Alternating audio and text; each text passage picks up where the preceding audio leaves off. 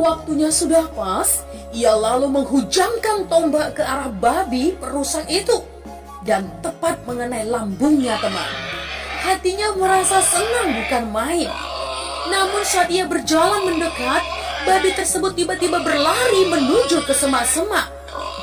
Ia benar-benar terkecoh.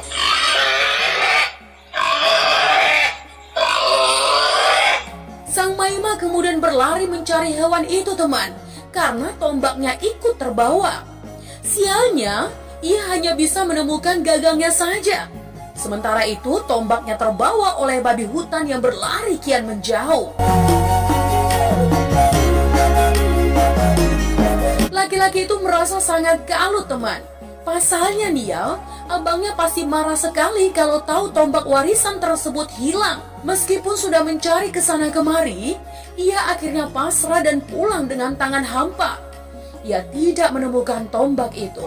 Pada malam harinya, Datu Dalu datang ke rumahnya dan menagih tombak sakti tersebut, teman.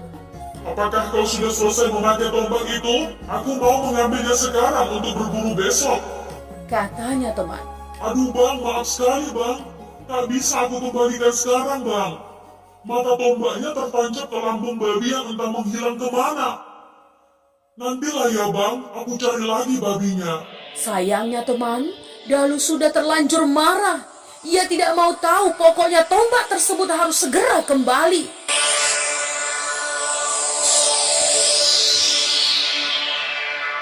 Pagi-pagi benar, Datu Sang Maima pergi ke hutan untuk mencari mata tombak sakti peninggalan orang tuanya, teman.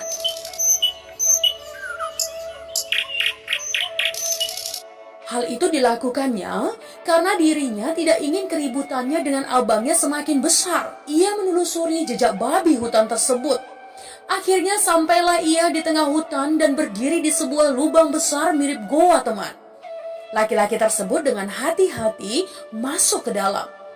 Alangkah terkejutnya ia ketika melihat bahwa dalamnya begitu mewah mirip sebuah istana. Ia merasa lebih terkejut lagi saat menemukan seorang wanita yang sedang berbaring dan terluka parah. Saat Datu Sang Maima bertanya, ternyata wanita tersebut adalah jelmaan dari babi yang ditombaknya kemarin, teman. Laki-laki itu pun kemudian merasa sangat bersalah dan berjanji untuk mengobatinya hingga sembuh. Dengan telaten ia mengobati sang putri hingga sembuh. Setelah itu, ia pulang ke rumah abangnya untuk mengembalikan mata tombak yang hilang. Datu Dalu sangat bahagia sekali karena tombak sakti bisa ditemukan. Sebagai rasa syukurnya, ia mengadakan pesta besar-besaran dan mengundang banyak orang. Namun ia tidak mengundang Datu Sang Maima. Hal tersebut tentu saja membuat si bungsu tersinggung, teman. Sang Maima merasa tidak terima. Ia kemudian mengadakan pesta sendiri di rumahnya dalam waktu yang bersamaan.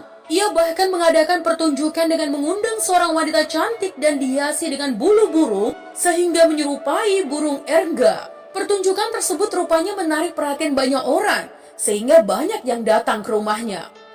Di lain tempat, pesta yang diadakan oleh Datu Dalu sangat sepi, teman. Setelah mengetahui apa penyebabnya, ia kemudian pergi ke rumah adiknya. Sesampai di sana, lelaki tersebut minta tolong pada si bungsu supaya meminjamkan si wanita berbulu burung erga padanya agar pestanya ramai. Sang adik menyetujuinya, tapi dengan syarat sang kakak harus menjaga wanita tersebut dan tidak boleh hilang. Tanpa banyak berpikir, ia pun menyetujuinya. Namun ternyata ada udang di balik batu dari tindakan tersebut, teman. Diam-diam, Sang Maima menyuruh wanita burung erga tersebut untuk pergi pagi-pagi sekali yang kemudian disetujui oleh sang wanita. Keesokan harinya, Datu Dalu merasa cemas dan takut karena ketika bangun tak mendapat wanita burung erga di rumahnya. Ia pun bingung akan mengatakan apa kepada adiknya. Tak lama kemudian, Datu Sang Maima datang ke rumah kakaknya dan berpura-pura untuk menjemput wanita burung erga. Bang, aku datang untuk menjemput wanita itu. Di mana dia? Tanyanya, teman. Maafkan abang, Dik. Wanita itu sepertinya pergi karena aku tak menemukannya di mana-mana. Jawab Dalu sedikit gugup. Sang Maima kemudian tidak terima dan tidak mau tahu. Pokoknya sang kakak harus menemukan wanita burung erga tersebut. Kakaknya bahkan sudah menawarkan uang sebagai pengganti. tetapi tetap tak digubris oleh si bungsu. Hal tersebut kemudian memicu pertengkaran hebat di antara keduanya, teman. Mereka saling menyerang satu sama lain. Dikarenakan memiliki ilmu yang sama, pertarungan pun menjadi seimbang. Di tengah pertarungan tersebut, Datu Dalu mengambil sebuah lesung atau losung, lalu dilemparkannya ke arah si bungsu. Beruntungnya, adiknya dapat menghindar dan lesungnya terlempar hingga ke kampung Sang Maima. Ajaib, teman. Tempat jatuhnya lesung tersebut kemudian membentuk sebuah danau atau tao yang kemudian diberi nama Si Losung. Di lain sisi, Sang Maima tidak mau kalah. Ia kemudian mengambil piring atau pinggan dan melemparkan ke arah kakaknya. Lemparan tersebut meleset hingga ke kampung Dalu, teman. Tempat jatuh piring tersebut kemudian membentuk sebuah danau yang kemudian diberi nama Si Pinggan.